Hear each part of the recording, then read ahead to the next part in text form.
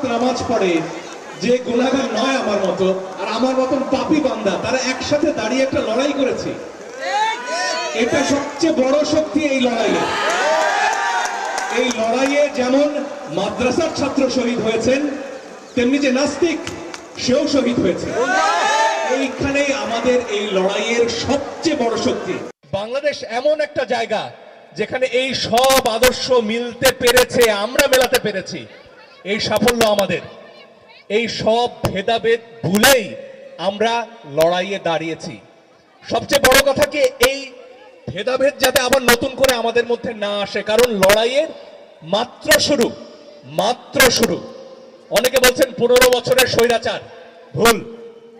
1971-এর পরে যে লাখো শহীদ জীবন দিয়েছিলেন, তাদের কি মর্যাদা দিয়েছি আমরা? সত্যি বলতে সে মর্যাদা আমরা দিতে পারিনি।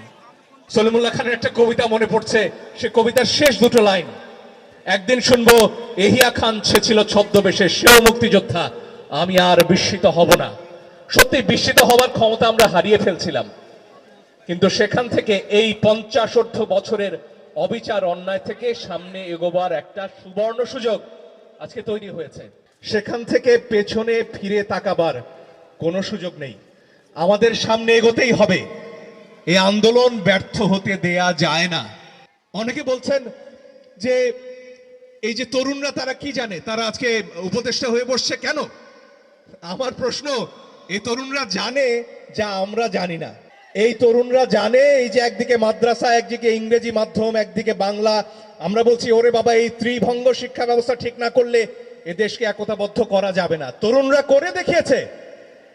আমি দেখেছি আমার নিজের চোখের সামনে, যেমন ইংরেজি মাধ্যমের ছাত্রীরা এসেছে, তেমনি মাদ্রাসার ছাত্রটি এসেছে, বেসরকারি বিশ্ববিদ্যালয়ে রুখে দাঁড়িয়েছে। যখন সরকারি বিশ্ববিদ্যালয়ে ছাত্ররা লড়াই করতে করতে রক্ত স্নাত হয়ে এক পর্যায়ে ক্লান্ত হয়ে পড়েছে। এই লড়াই যেমন ঢাকার, তেমনি এই লড়াই গোটা বাংলাদেশের। এটা ভুলে গেলে চলবে না। রাজশাহীতে মানুষ জীবন দিয়েছে, রংপুরে আবু সাইদ জীবন দিয়েছে, ঢাকায় আমার ছোট ভাই ফারহান জীবন দিয়েছে। শুধু ঢাকা, শুধু কেন্দ্র নিয়ে যদি আমরা থাকতাম, এই বিপ্লব কোনোদিন সফল হতো না।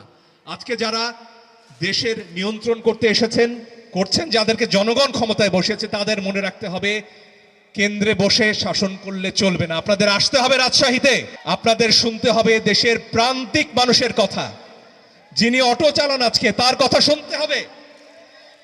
যিনি রিক্সা চালাচ্ছেন, বলছেন ব্যাটারি না প্যাডেল, তার কথাও শুনতে হবে। সবাইকে নিয়ে বাংলাদেশ।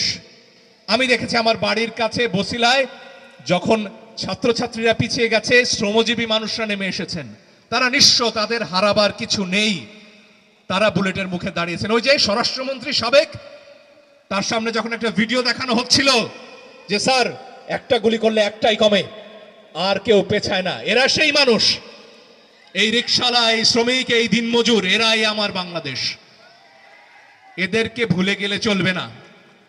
যিনি ধর্মভীরু তিনি বাংলাদেশ, যিনি হিন্দু তিনি বাংলাদেশ, যিনি মুসলমান যিনি বাংলাদেশ, যিনি বামপন্থী যিনি নাস্তিক তিনিও বাংলাদেশ। এই সবাই আমরা একসাথে হয়েছি বলেই আজকে নতুন বাংলাদেশের স্বপ্ন আমরা দেখতে পাচ্ছি। আমরা বলছিলাম না মত প্রকাশের স্বাধীনতা চাই, আসল কথাটা কি, দ্বিমত প্রকাশের স্বাধীনতা চাই।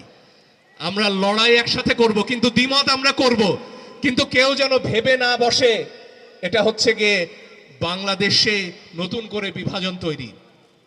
এত সহজে আমরা আর বিভক্ত হব না, কারণ এই যে সম্মিলিত শক্তি, তাদের যে কোনো একজনকেও যদি আমরা ব্যর্থ হতে দেই, আন্দোলন ব্যর্থ হবে। তাই সবাইকে নিয়ে, সবার দ্বিমতকে সামনে নিয়ে আমাদের অবশ্যই এগোতে হবে। এই বিপ্লবের সবচেয়ে বড় শক্তি তারুণ্য, কারণ তারা জানে কিভাবে দেশ চালাতে হয়, তারা জানে কিভাবে নতুন বাংলাদেশ গড়তে হয়। আমরা সেদিন হিসেব করছিলাম যে এত উচ্চশিক্ষিত মন্ত্রী পরিষদ বোধহয় বাংলাদেশের আগে কখনো পায়নি, এবং সে কারণেই তাদের সততা, তাদের যোগ্যতায় আমাদের আস্থা আছে। এবং এই আস্থা আছে মানে এই নয় যে আমরা প্রশ্ন করব না, আমরা অবশ্যই প্রশ্ন করব, কারণ প্রশ্ন করার অধিকার চেয়েই আসলে আমরা এই লড়াইয়ে নেমেছিলাম। আমার দেশের নারী প্রশ্ন করবে, দেশের পুরুষ প্রশ্ন করবে, আমার দেশের পাহাড়ে যারা আছেন, যারা দীর্ঘদিন নির্যাতনের শিকার হয়েছেন, তারা প্রশ্ন করবেন। আমার দেশের পুলিশ সদস্যরা প্রশ্ন করবেন যে কারা তাদের বাহিনীর এই অবস্থা করলেন। আর একটি দলের ইচ্ছায় বাংলাদেশ রাষ্ট্র এগোবে না, কোনো নির্দিষ্ট অংশের ইচ্ছায় বাংলাদেশ রাষ্ট্র এগোবে না। বাংলাদেশে আর পাহাড়ি হিন্দু, বৌদ্ধ, মুসলিম, খ্রিস্টান নেই, শুধু আছে বাংলাদেশের নাগরিক। এবং এই নাগরিক অধিকারের জন্যই আমরা লড়াই করেছি এবং লড়াই আমাদেরকে চালিয়ে যেতে হবে। নতুন সরকার 15 দিন 20 দিন গেছে, এদের সময় দিতে হবে, প্রধান উপদেষ্টা যেটা বলেছেন। এবং আমরা প্রশ্ন সময় ধরে করতে থাকবো, কিন্তু এই সরকারের কার্যক্রমকে আমরা যদি থমকে দেবার চেষ্টা করি তাহলে কিন্তু আমাদের স্বপ্ন আমরা অর্জন করতে